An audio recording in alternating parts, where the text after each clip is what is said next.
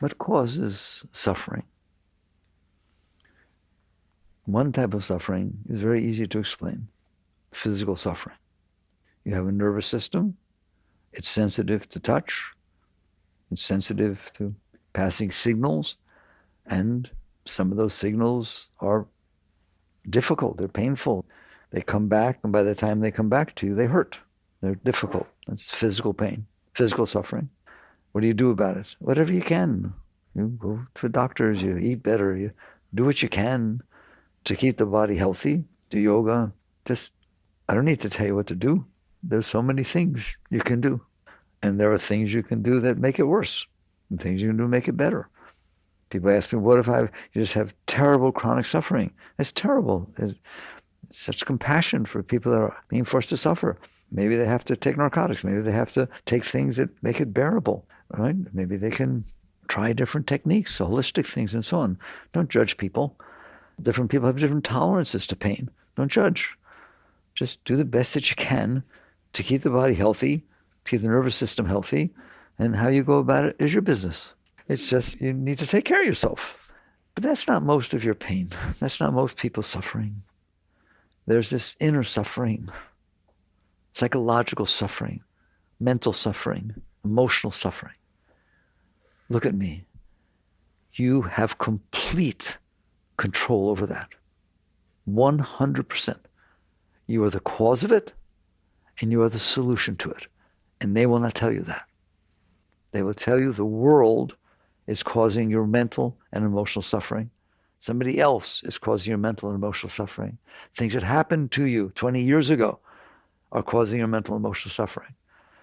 Yes, obviously it's true, but it doesn't have to be true. That's the nice thing about getting to talk to you. You do not have to suffer, period, ever. Not that type of suffering. Are you listening to me? You just have to understand, just like we understand what's going on with physical suffering. We have all kinds of things that can help with it, and we study it. We understand the nerves and the neurons and all the chemicals and all kinds of things, right? Well, inner suffering, those who have come to understand it, the Buddha taught it. Buddha's First Noble Truth, all life is suffering. Okay? It's like it's been studied for a very long time by very, very great beings. And you can study it yourself. Why? Because you're you. You're in there. You live in there. Listen to me. You do not have to suffer. You do not have to suffer. All right. So what causes suffering? Let's take modern times. Some of you all were very happy with the election. Some of you all were very unhappy with the election. The same election. I understand. Well, you walked into it with a set of preferences, expectations, preferences. Okay? The third Zen patriarch said the following: the great way is not difficult for those who have no preferences. In other words, if you walked into it like a Martian, you didn't know what was going on. You just walked into this thing and this stuff's going on. You'd be fascinated. Oh, look up, and you're open. You have no preferences. Now, don't close down. You don't prefer I talk like this. Don't close down until you hear everything, okay? Do you understand that if you did not have a preference, you would not suffer? You may have been disappointed. You know how you get disappointed? By appointing something. Okay? You got disappointed. You appointed something and it didn't happen.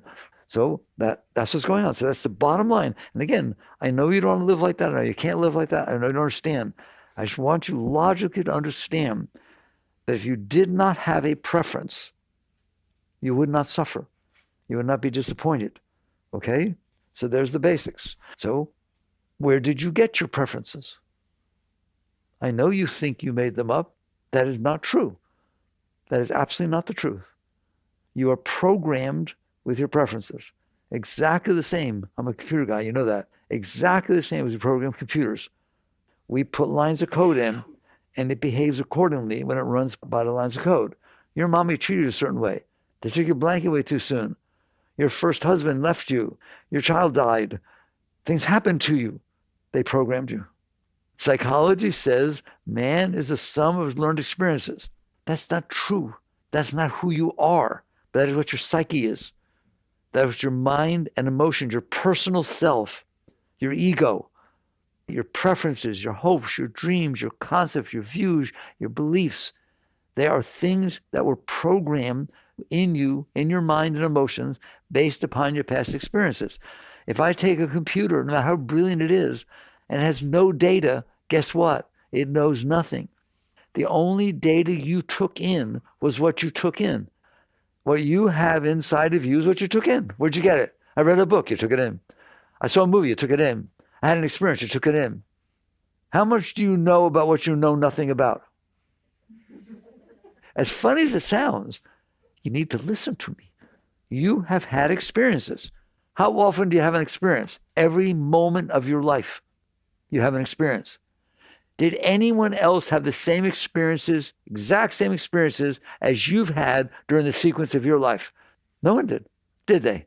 Not your exact twin, not your parents, not your husband, not your wife, not your kids. No one.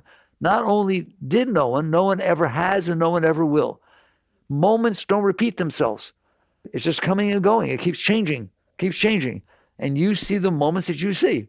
You experience the moments you see. I'm asking you a question. I know if you get it, because it blows your mind. You've experienced a certain number of things. How many have you missed? How many things have you not experienced that actually took place? 700 billion, zillion, quillion. And you are only programmed with the one line of code of the experience that you had. Then you had another one, then another one, then another one. Okay? Now you understand where your preferences come from. They are not holy. They're not evil. They're not sacred. They are the sum of your learned experiences. We're moving into a world now where we have AI, which is pretty amazing what it can do. If I won't do it, I promise. But they will. Believe me, they will. All right? If we took every experience you ever had and you fed it into that AI, it would act like you. If I change one experience that I put into it, it will behave somewhat differently. If I change one experience that you had had a different one, or you didn't have that one, it could be different. I try to show you how tenuous this is because you believe that what you think is truth. Yeah, it's true to you because of the experience you had. Take the most amazing computers ever built, brilliant, and put in one set of data and keep asking it questions. You will get the same answer. It's the only data it has. And that's the only data you have. Now, I'm talking about you, right? I told you, it's not true that you are the sum of your learned experiences. Your mind, your emotions, your psyche are the sum of your learned experience. They were programmed. Who knows this? Psychology knows this, all right? Freud figured it out. That's what got put in there. Then that's what's going to come out. But that's not who you are. Why? Because you know you're the sum of your learned experiences. You can watch your mind tell you stuff and you know where it came from, can't you? You are the consciousness. That's who you are. You are the consciousness watching your mind and your emotions be the sum of your learned experiences. And out of that, you've developed a mindset, a mental set. All these experiences don't necessarily mesh together properly, right? You met someone in high school named Ben, you really got along, and then you got married to a Ben, and it didn't work out so good. So you're kind of bifurcated about Bens. And so you're sitting in there, programmed, and you got to live in there. The self-consciousness has to live in there. But it's very quadrilateral, all right? It's all over the place. It's hard to live. So you make up a set of those learned experiences and you say, that's me. This is what I believe. Until I met somebody that believes something else and I really love him, and so I changed my beliefs. Yes or no? Have you ever changed your mind? Have you ever changed your mind? That's how tenuous the stupid thing is. It's just, you took pieces of stuff. We'll talk about it more a little later. You just took pieces of stuff of your learned experiences. You put them together and you created an ego. You created a voice inside your head that's telling you what you believe and what you don't and what you like and what you don't, what should happen and what shouldn't happen. And it's constantly talking. That's where it came from. That's what it is. So it's been programmed in that. So it's not true that you are the sum of your learned experiences, but it is true that your psyche that you live with every moment is the sum of your learned experiences. So you have preferences. You ended up with preferences. Why? Why do you like this and he likes that and you don't like that? Why? And by the way, you're married. All right. You better laugh. So, okay, why? Because some things that came in from the outside world, it comes in, your experience comes in. When they come in, they feel good, don't they? And some things, when they come in, they feel bad. We can get into that a little later. I get into this very deeply in the new book, Living Untethered, all right? Very down to detail, all right, why this happens. So they come in, they feel good. I'm going to make a prediction because I'm psychic. I'll bet you prefer that the ones that feel good happen again. I'll bet you prefer the ones that feel bad don't happen again. Did I get it? It's just so logical. It's so ridiculous. You're being programmed by what's coming in. And the problem is that if you don't like something, please listen to this.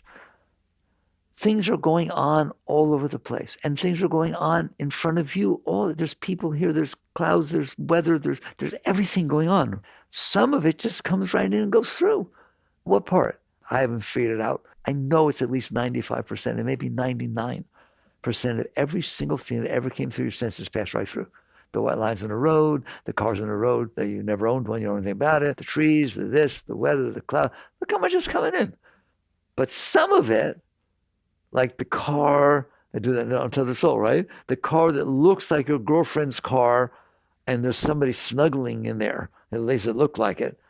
Really, they were just bending over to pick up a Kleenex, right? But that's not what you saw, all right? Somehow that car stays in there. Somehow all the other cars drove by, all the other people drove by.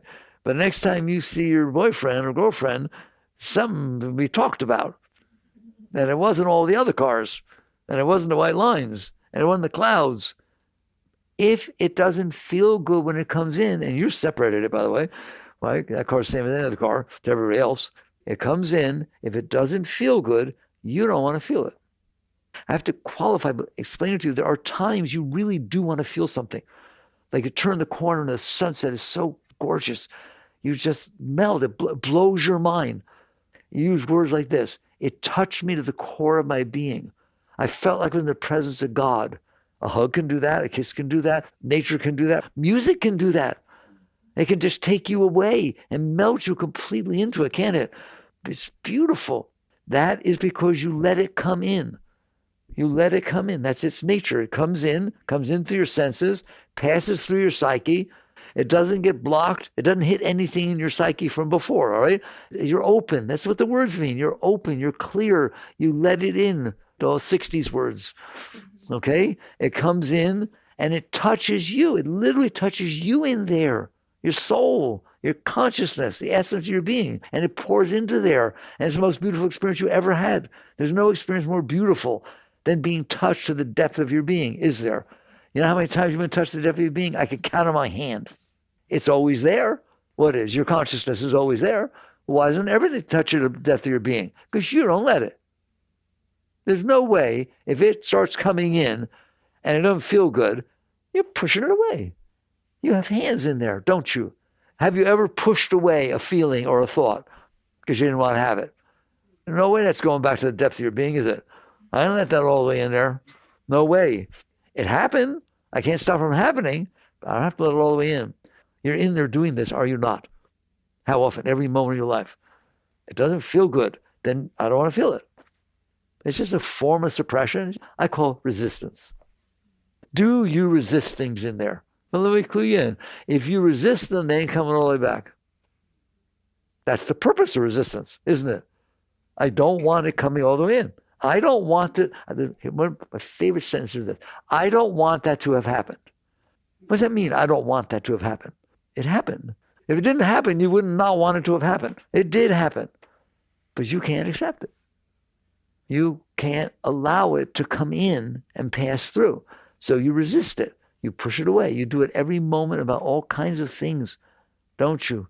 Doesn't take much for you to push away that I didn't feel good. It's raining. I don't want it to be raining. Push it away. Why'd it have to rain on my birthday? It didn't know it was your birthday. I swear to God, it did not know. But you push it away. Anything, here's psych. I'm going to cover every single psych course from 101 to 6,422, advanced graduate, PhD, postgraduate. You ready? Here's the psych course. If you push it away, it stays in there. Anything you push away stays in there. You're supposed to go camping. It starts raining. I guarantee you, 2 hours later or 5 hours later on the phone, you're going to tell someone, That rain when you wanted to go camping. Well, white lines went by, clouds went by, all kinds of things happened. But that stayed in there, didn't it? You didn't talk about everything, but you talked about that, didn't you? Why? Because it stayed in there and it came back up. It disturbed you and you kept the disturbance. That's why I try to, if I can get this through to you, why would you want to make a storehouse of your mind and your heart of every single thing that ever bothered you?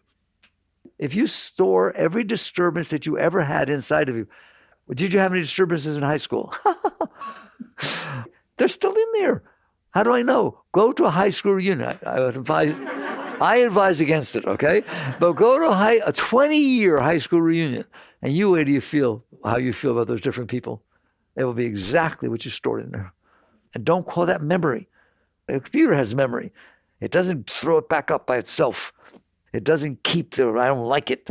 It's just memory. White lines, people, things, age, things people said. Store them, fine, by all means. They store naturally. You have a built-in memory system in there. Hypnotism says they can go down there and find it, every single thing ever experienced is in there. You have a memory system. That's not what I'm talking about. I'm talking about some stuff came in that you didn't want to experience. And so you push it away. That gets stored in a different place than pure memory, pure intellect. That's yoga calls those samskaras, patterns of energy that didn't make it through. Sort of like the Hoover Dam stopped the Colorado River.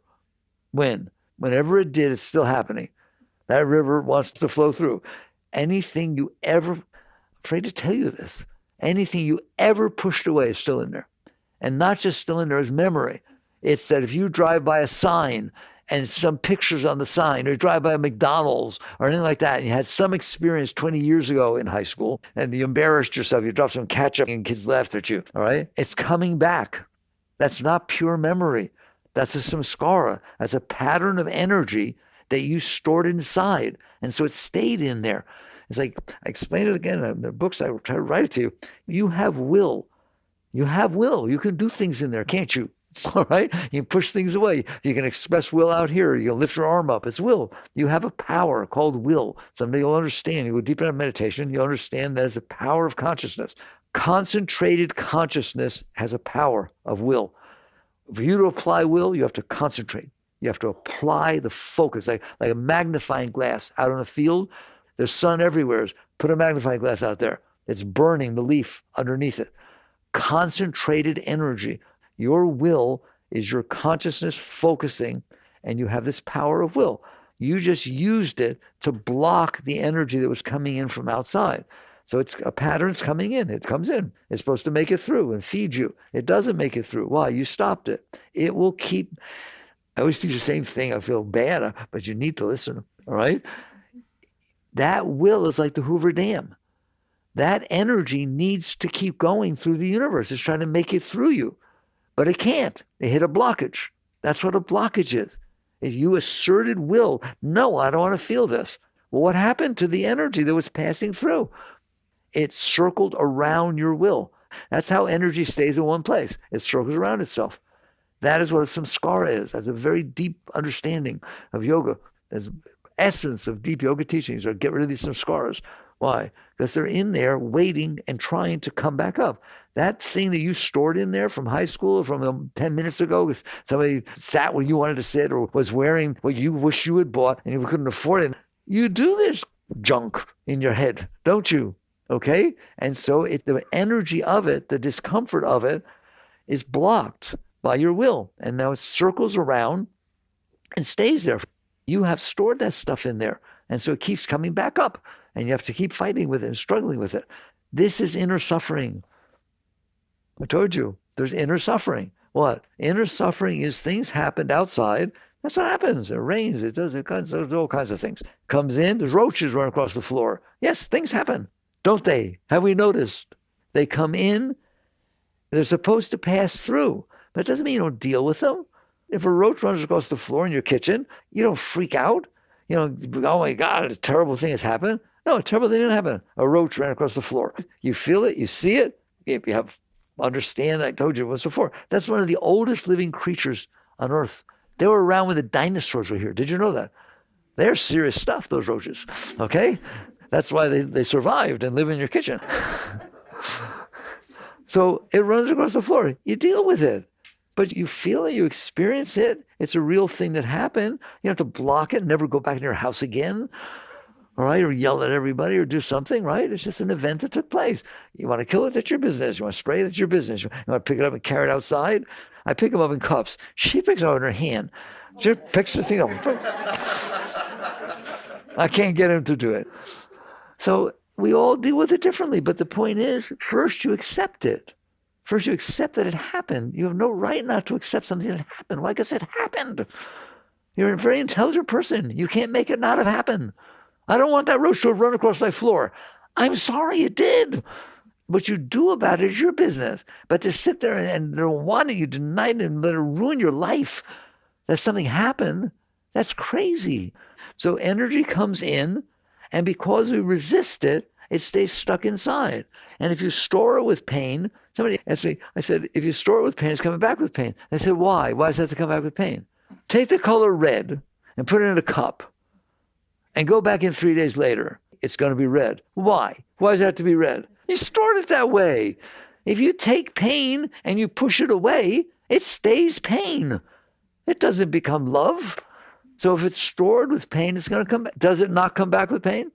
If you had a bad experience in the past and you suppressed it or resisted it and something reminds you of it, don't you feel happy and all excited that it came back? Oh, I missed you so much. Oh, thanks for coming back up. Do you do that? So what's happening is you're storing pain.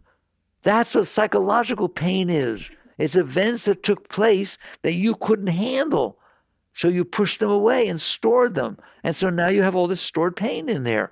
And so if different things happen that bring the pain back up, you don't like it. You don't like it the first time. I don't like it the second time. And so what do? You devote your life. If you're a normal human, you don't want to be one of those. You devote your life to manipulating the world outside of you so it doesn't hit your stuff. Do you understand that? You just literally, nothing should say anything to remind you of your stuff. You know we don't talk about that around your father. Why? Because Daddy couldn't handle his past, and so we don't talk about anything that reminds him of that because, don't believe me, it won't be a very nice evening if you do. You're sensitive. You're not sensitive. You stored garbage inside of you, and it's sensitive. Why? Because it's trying to come out. It comes up by itself, doesn't it? In your dreams, does it come back up? I love it. Psychology is beautiful. Just go a little deeper and realize you don't need to do this. You did, as I said, if you suffer mentally or emotionally, don't feel guilty. You have enough problem, right? You didn't. It's not the nature of things. The nerves have a nature. Yes, things push them too hard, they send pain up, okay? But the psychology stuff, you did. You're the one who couldn't handle the reality that took place. If you could handle the reality that took place, I was married, I was in love, it was wonderful, I fell in love, then who knows what happened? But he's a schnook, I'm a schnook, I don't know, but boy, did it get ugly. But you seem perfectly comfortable talking about it. Of course, what happened 6 months ago? Why would I not talk about it? In other words, you're healthy. You're a healthy human being. You handled the situation that took place. Isn't that what health is? What did Darwin say about evolution? About survival of the fittest? Adaptability. The creatures adapted and then survived. How's your adaptability to reality? Terrible. You can only handle what you want. And if anything happens that bothered you before, it bothers you again. We're not adaptable. Do you see that? Somebody wants to ask me, what is spiritual evolution? That's spiritual evolution. Just like physical evolution. You evolve inside to be adaptable, to be able to handle reality. If you can't handle reality, ask Darwin. If a species, as it was evolving, couldn't handle reality, is it still here? See? It's not so complicated, is it? The ones that couldn't handle reality are not here anymore. The ones that adapted and could handle reality, and humans supposedly are the highest level of this thing. I don't understand it at all, right? Being able, you can live in the desert, you can live in the rainforest, you can live in the cold, you can live in space. My, you guys are amazing. You can eat vegetarian, you can be a breatharian. I heard about that anyway. It's cheaper, right? You say, well, you're so adaptable, it's amazing. Okay? What about inside? This is spiritual evolution. You evolve by being adaptable. you're able to handle reality. We just said, you are the sum of your learned experiences. So is everybody else. But we also said that nobody has the same experience as you. Therefore, no one is the same as you. No one looks at it the same as you. They don't. They can't. Not your husband, not your kids. They're all having different experiences. They've had different experiences. Are you adaptable enough to handle that fact? That not everybody sees it the way you do? That they can't possibly see the way you do? Or do you sit there and say, how could you do that? I never would have done that. I never would have said that to you. Well, you didn't have the experiences I did. Maybe if you had the experiences I did, you would have said it to me. It's called wake up to reality. So if you're going to sit there and push away the things you didn't like, then you're going to be very sensitive. And you're not going to be able to handle things because they hit the things you don't like. And so eventually you get to the point you catch on, that's what suffering is. Suffering is that I stored pain inside of me. I didn't have to, but I did, because I couldn't handle it when it happened. I couldn't handle the reality of the moment. I stored pain inside of me, and now I need events to unfold outside that don't touch that. And I also stored nice things inside of me. There are moments you've had in your life that were very special. How many compared to the moments that bother you? You're bothered all the time. When's the last time the driver in front of you turned you on? When was the last time that you're driving down the road and the lights just you went to ecstasy because the red lights weren't red? When was the last time you caught every single red light on your way into town, you freaked out? And you told everybody about it. How could it be like that? You just program these lights, it's ridiculous. Or the driver in front of you bothered you. Nice blinker, buddy. It's fun to laugh at it. Okay? Because everything has to be the way we want it to be for us to be okay. Sometimes it is. Sometimes you meet somebody and they just, man, all right, don't worry, it won't last. Because you've had 800 million billion other experiences. Or you'll have another one at work. You come home and not like the way he or she's, right? Even though I can't even finish the sentences because it's so absurd the way we live. Is it not? Okay. So you are now out there with very few really nice things in there that you want to happen again, and a whole bunch of stuff that you don't want to happen again, and you're out there attempting to manipulate the world so that what you want to happen happens, and so what you don't want to happen doesn't happen. Anybody guilty? And that is not a fun life. And by the way, it's all predicated on fear. Fear that something I don't want to happen will happen. So I'm very busy out there trying to protect myself, trying to earn the right amount of money, trying to look the way I want to look, trying to do this, trying to do that, trying to always say the right thing, not to disappoint anybody. You know what I'm saying? You're very, very busy. My God, it's almost like every person you meet, you have to sell yourself. You got to make sure they like you. You got to make sure accepted, make sure it's this and that. You don't like rejection at all, do you?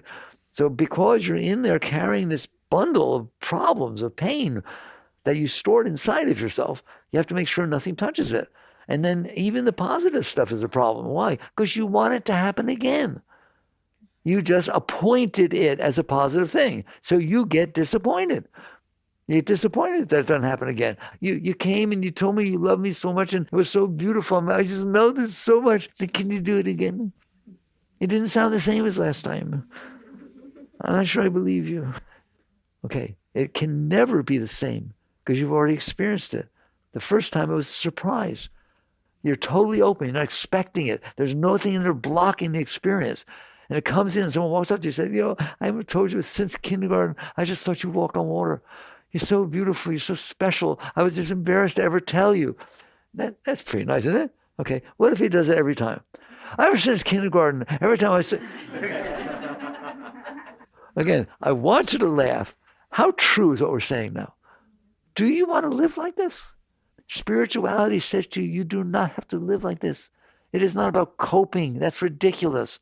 It's about waking up to what's going on in there, and you're participating part of that, and how to work with yourself at a higher level and evolve to where you're not doing this thing of storing every single thing that ever bothered you and storing everything that turns you on. Because I'm telling you, it's just as bad. Someday you'll catch on. It's just as bad. Because if you really, really want it to happen again, it's not going to happen again. As some of you know, I went through an open dissertation, doctrine of economics. They taught us a law. I'll never forget. Such an important law. You know what it's called? The law of diminishing returns. Ever heard of it? Guess what? It's true. The more you experience the thing that you like, the less you care one iota about it. It don't mean nothing to you anymore. So it's not about getting what you want. Because what you want is just the stuff you stored in there that made you happy last time. And it's not about avoiding what you don't want, because what you don't want is the stuff you stored in there that made you sad last time. Now you understand, be here now. Are you willing to come into the moment and honor it, respect it, appreciate it, get blown away that it even exists? That's why I take you on that trip, 1.3 million Earths inside the sun and the whole galaxy. It's so big. It's so big. So you stop being caught in yourself. You stop living your life saying, everybody has to be the way I want. Come on, it's bigger than that. Or we talk about quantum physics. Nothing's here anyways. See, you understand that? They proved it. There's nothing here. They built giant super colliders to prove there's nothing here. It's just light. There's wavelengths of light, and it appears to be this.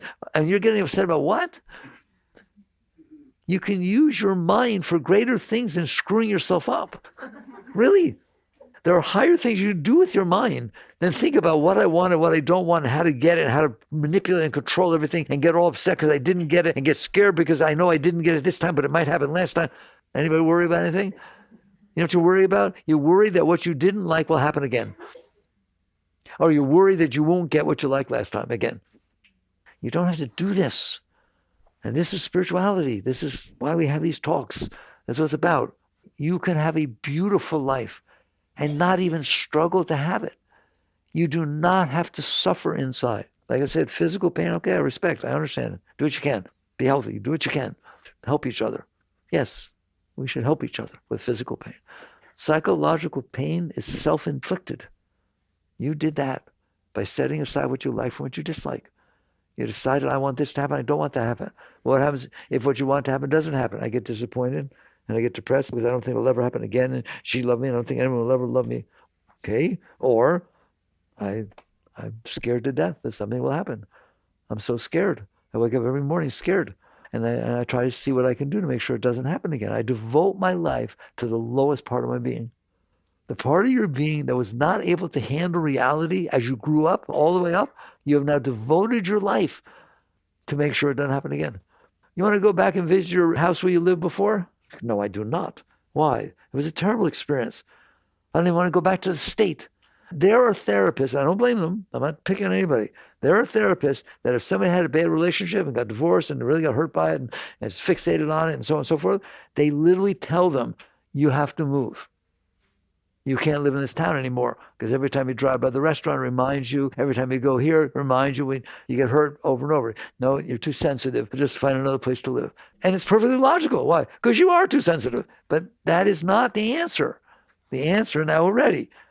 Can you live a life with no psychological suffering? Forget that. That's non-negative. That's not good enough for me. Can you live a life that every single morning you wake up and you're so excited that you woke up and that the dresser's still there? And that everything's still there, and you basically just get excited to go through the day. And you don't know what's going to happen, but it's going to be exciting. Well, I guess something's going to happen. Can you be that open? Would you like to be that open? Would you like to enjoy every moment of your life? But what if somebody says something and it doesn't feel good? Can you be open enough that reality fits inside of you? Well, people say to me, well, what if someone you love dies? You can't be happy that someone you love died. You can honor and respect and appreciate the experience of pain, of that type of pain, of sorrow. Your pain that you feel because that person died is equivalent to saying, I love you. The same heart that said, I love you, is saying, I love you. I miss you. You can honor and respect just because it isn't what you like feeling. It's a deep feeling. I always tell you, like the funeral march, you know that one? Dun, dun, da, dun, dun, da, da, right? Was written by one of the greatest composers ever lived. Chopin wrote that. What are you telling me? I'm telling you, he caught beautifully that vibration, didn't he? And it's beautiful. In its own right, he caught a beautiful vibration. It's a low vibration. Rites of Spring is much higher vibration. Why can't you honor them all? Why can't you be open and let it pass through you? It doesn't mean you're laughing, but it means you're richer. If you never, ever had anyone die in your life, you don't know squat. Somebody who's experienced the death of a loved one is more educated, is more whole. They've had a richer life. That's true of every single experience. Someone whose kid took drugs to school and got expelled, That person had to deal with something other people don't deal with. Is it difficult? Yes. Is it special? Yes, it's special. It's a special experience. Every single experience is a special experience. Did you grow from it? Did your child grow from it? Depending on how you handle it. If you honor and respect that this experience is the one that was picked, it's the one you're having. It must have been picked for you. Is it karma? I don't like one iota that people talk like that. Karma is not a punishment. It's a teacher. If you're going through something and you're having difficulty with it, it's teaching you how to go through something. And if you go through it and you learn from it, look back and say thank you. So I had bad karma. Oh my God, I don't want to live because I think I built all this bad karma from the past. Don't do that. Don't do that. Just learn and learn and learn and learn and learn and learn and learn and learn. That's what you're here for. That's how you evolve, by handling reality. And if you didn't handle it before, don't judge yourself from before. If you were not as conscious before in high school, when you were growing up with your parents, when you were 8 years old, and things you did were not nice, were not pleasant, you look back at them, you should be saying thank you. If you look back at them now and you say, I can't wait to do them again, no, then you have karma. But if you look back again now and you say, I can't believe I did that, I feel so bad, right? Good. Then you learned. You grew. Don't feel guilty. Be grateful. When you went through algebra, you didn't know how to do calculus. So maybe you failed math in 5th grade, and then you became a math professor. Don't look back and judge yourself. Look what a psychological mess we make ourselves. You're building that junk inside yourself. Learn to walk into the day every single day. Wake up and say, I'm back. I'm back. And experiences are going to happen. You bet on it. But don't I have control? I don't have time to tell you what I'm going to tell you. 25 to 30 trillion living cells make up your body. Liver, pancreas, pineal gland, every single part of nerve cell, every single part of your body is a living cell, right? Did you do it? Which one of those did you make? Which one do you do? You don't do anything. You do 0.00001% of what's going on, and you think you're the doer. That's ego. Like some people have minds that are smart. Did they do it? I'm not talking about what they learned. Just some minds are smarter than others. Some people are taller than others. Some people are more athletic than others. You didn't do it. It was a gift that was given to you. Your whole body was a gift that was given to you. Your mind was a gift that was given to you. Your heart is a gift that was given to you. Do you have feelings? Did you make them? Did you decide, I'll create feelings? No. All of these are gifts. Start by waking up and honoring the reality that you're living with. So you wake up and you say, I'm awake. Thank God. I don't know how I woke up. I don't know how my body's. Thanks, cells. You might try it sometime. You get all upset if your liver has a problem or if your intestines have a problem. When was the last time you thanked them? They're living cells working for you day and night. They communicate with each other. There's a whole system going on in there. When was the last time you said thank you? This is what it means to grow spiritually. You get out of your head of what I like and what I don't like, which is just stuff you made up based on your past experiences, you suppressed and held on to, and you start living in the now. You start sitting here saying, wow, I'm on a planet, a really nice planet. Would I rather go to Mars? Would you rather go to Jupiter or Saturn? The gas just flow right through. There's nothing happening anywhere else. Did we not send the James Webb and the Hubble telescope up? They can see from millions of light years, billions of light years away now. There was no sign of any living thing ever. We had probes running around these planets. What have we found that would interest you more than 5 minutes? I used to hear the story. When we first flew one of those robots up to Mars, and they showed it because it was the first time we landed on Mars, right? I'm telling you the truth. They had little shovels. The robots had shovels so they could dig, in little ones like a toy shovel, that they could dig in and get soil samples. It was so boring after a while that they gave names to the ditches. Snow White. They did the Snow White names. Okay, that's really interesting. When was the last time you named the scuff you put on the dirt? All right? You're on the most exciting planet that anyone ever could dream of. It's like God's idea of Disney World. That's what you're on. Every minute there's something going on. There's all kinds of things to do. Why can't you live like that? Why does it have to be that you couldn't handle some of the things that happen? You stored them, now you don't want it to happen again. So now you're not accepting and honoring reality. You want reality to be what you want. I'm telling you, it ain't about getting what you want. It's about honoring and respecting and appreciating reality, because it's pretty far out, isn't it? Every bit of it. The fact that you have a mind, the fact that there is a heart, the fact that there's a body, the fact that other people have them, the fact that you can talk to, oh my God, there's so many things. Every second should blow you away. That's because you got your consciousness out of yourself. It's no longer attached to, I can't handle this, therefore I have to think about it all the time. And so what do? The bottom line of everything we've talked about so far is you resisted reality throughout your life. Your childhood, high school, every day you are resisting reality. You don't want to experience this. You cling to what you want and you resist what you don't want. And they're both stored in there, and then you've made a whole you out of them. You want to grow spiritually, real spirituality? Don't do that. If you don't do that, it won't be in there. If it's not in there, you'll be in the now, naturally.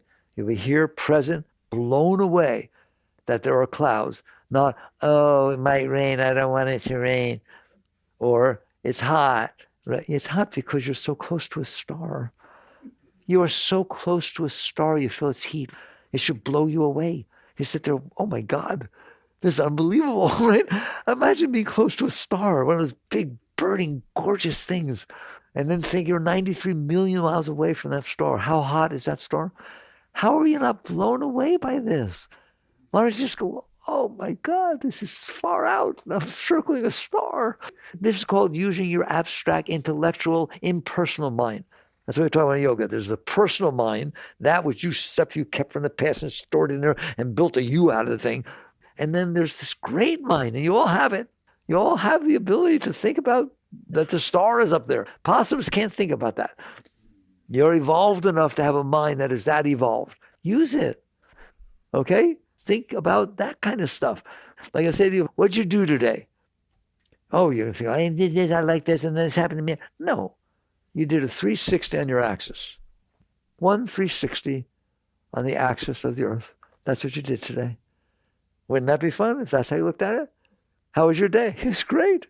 What went wrong? Nothing. What'd you do this year? I took a little lap around the sun. That's what you did this year, didn't you? Took a lap around the sun.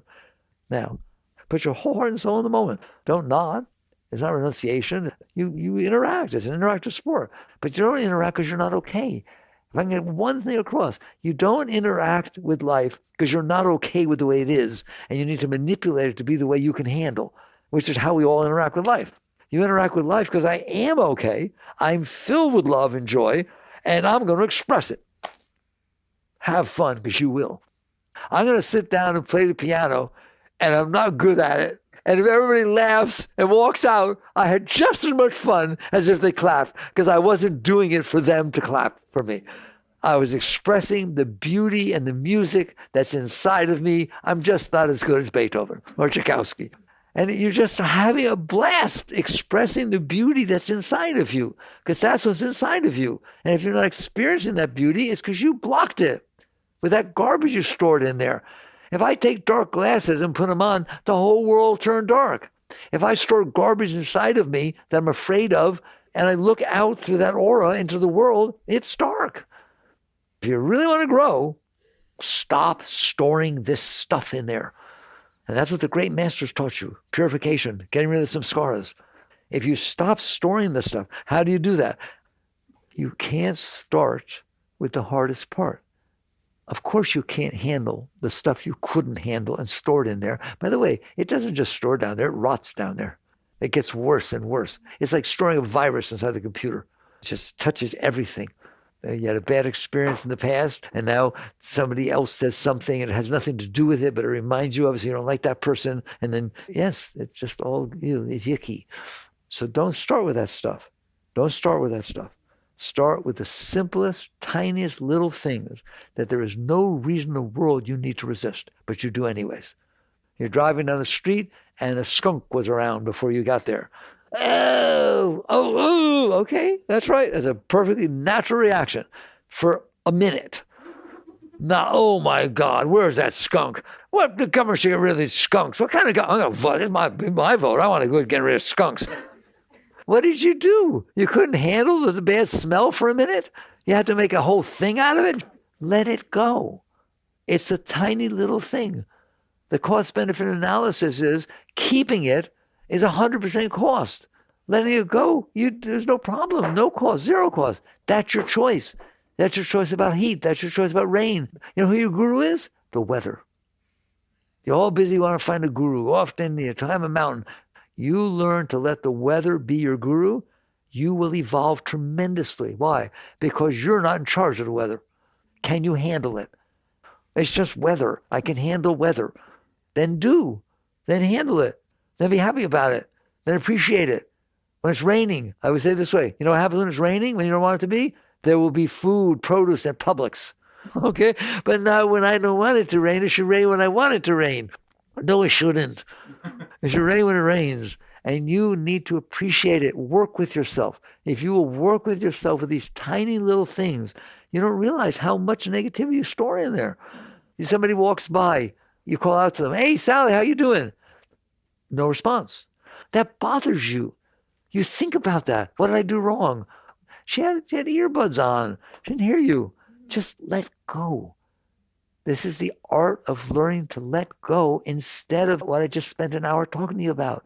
If you can let go of things, you'll learn to let go. Now you can let go of the rain and the weather and the driver in front is very important and the red lights and these stupid little things that you bother yourself about.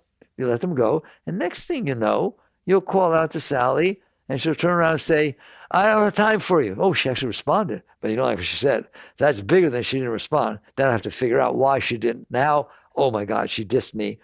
Handle it. Because to not handle it means you get another one of those in there.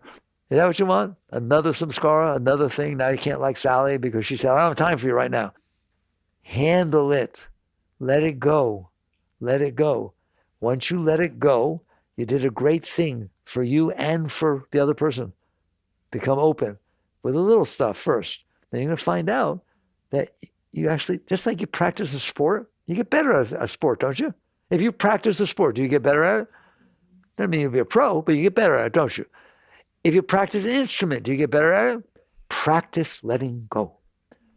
Practice handling reality. Start with the small stuff, and all of a sudden you'll be better at it. Something will happen that's bigger than... My favorite thing when someone comes to me and says, "I don't know, mechanic, I went to work, and I found myself driving home, and I realized something happened at work that would have bothered me.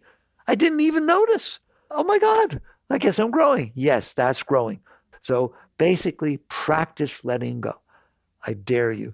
And then there'll be something that you can't do. You didn't let go. You saw. I tried to let go. It bothered me. I dreamt about it. I woke up in the morning. I was just as mad as I was. Good. Notice you couldn't handle that. You weren't ready to handle that yet. Don't judge yourself. Don't get mad at yourself. Just say, "Okay, I hit the ball into the net. I thought I was better than that. They went into the net. Great. I'll get better." That's how you should live every single day. Every single day, you're a better person than you were before the day started. When you wake up every morning, you should be a different person because you let go. And then what's going to happen when you start handling the day? Now, I have to warn you, the stuff that's in there is going to start coming up. Why? Because you're not shoving stuff on top of it. If I can't handle Sally, she didn't say hello, and talking, then I'm not worrying about what mommy did 20 years ago. But if you start handling it and you're not shoving stuff back on top of it, I'm telling you, it's going to come up by itself. And that's wonderful because you're going to start finding out you don't want that stuff in there. You do not want that stuff in there. Not only does it cause all kinds of problems and worry and negativity and anxiety and all kinds of stuff, it's blocking your natural Shakti flow. You want to talk yoga? You have a beautiful, beautiful, ecstatic flow of energy inside of you that's always there. The only reason you don't feel it is you push the stuff on top of it. The only reason there's not light coming in is because you close the blinds. If you stop closing the blinds, light comes in. And then this stuff starts coming up and you start complaining. They write me, "I was doing so well. I was so happy and I don't know what I did wrong. All of a sudden, this stuff from the past, I'm driving down the street and I'm crying." All right, I'm back. Congratulations, you're growing. You want that to happen. You do not want that stuff in there. So you'd be willing to go through the growth of releasing the garbage that you stored in there. And then all of a sudden you start feeling higher and more love and more beauty. And you say, "Whoa, it's worth it." You know, women go through childbirth. I hear it's painful. They go out for seconds and thirds. Guess what you're going through? Soul birth. Going through soul birth. You're birthing your soul. All right. I told you I'd never have enough time. I would keep at you. I hope you're listening. Life is a beautiful experience, but not the way we're living it. I started by saying, that's psychological suffering. We stored it in here, so of course we have it. Let it go and you will never suffer. You'll just have deep experiences. All right. Thank you for listening. Work on yourself. Jagrif.